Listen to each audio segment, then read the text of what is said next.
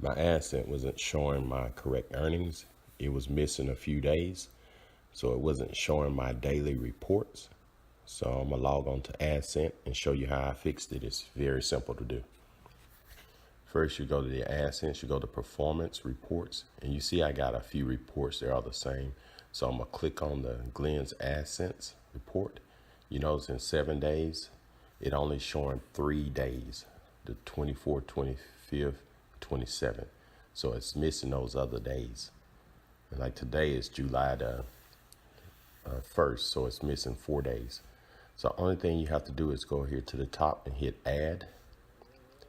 Go to products, click on products, and you want to check the YouTube hosts and make sure those two is applied. Then you go down and there you go. Now you got all last 7 days. And that's how you fix that problem. So if this video helped, subscribe to my channel. Thank you and have a great day.